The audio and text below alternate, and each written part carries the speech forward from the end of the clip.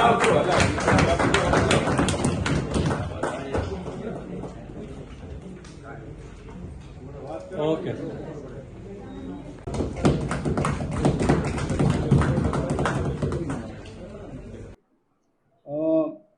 રાજકોટમાં પહેલીવાર મનપા દ્વારા મટકી છોડ સ્પર્ધાનું ઇનામ વિતરણની જાહેરાત કરી હતી. અને આ એક આપણી સંસ્કૃતિ જેમાં જે આપણા કૃષ્ણ ભગવાનનો જન્મ થાય ત્યારે લોકો મટકી ફોડ કાર્યક્રમ ઉજવતા હોય છે, એને બળ પૂરું પડે એટલા માટે રાજકોટ મહાનગરપાલિકાએ સમાજ કલ્યાણ સમિતિએ પહેલીવાર રાજકોટમાં આવી હરીફાઈ રાખી હતી.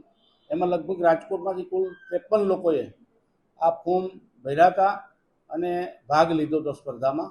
53માંથી રાજકોટમાં કુલ સારા, જેને ગણવેશ સારો પહેર્યો હોય, જેને વ્યવસ્થા સારી રાખી હોય, સુશોભન અને એવા અલગ અલગ 5 માપદંડોને આવરી લઈ અને એક ગુણાંક આપવાનું નક્કી કર્યું હતું કે એને માર્ક્સ એવી રીતે આપવામાં આવે અને એમાંથી જે 1 થી 5 આવશે એને ઇનામ આપવામાં આવશે.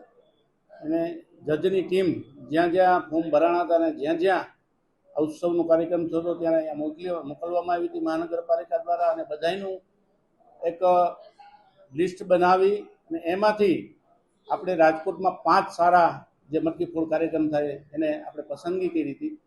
અને એમાંથી 5 લોકોને આજે ઇનામ વિતરણ માટે બોલાવવામાં આવ્યા હતા, જે 1 થી 5. એમાં 1 નંબર અને 2, 3, 4 જે ટાઈ પડી હતી, એટલે 2, 3, 4 એ 2 નંબરમાં આપ્યા ને 5 નંબર, એવી રીતે 5 ઇનામ કુલ 51,000થી માંડીને નીચે.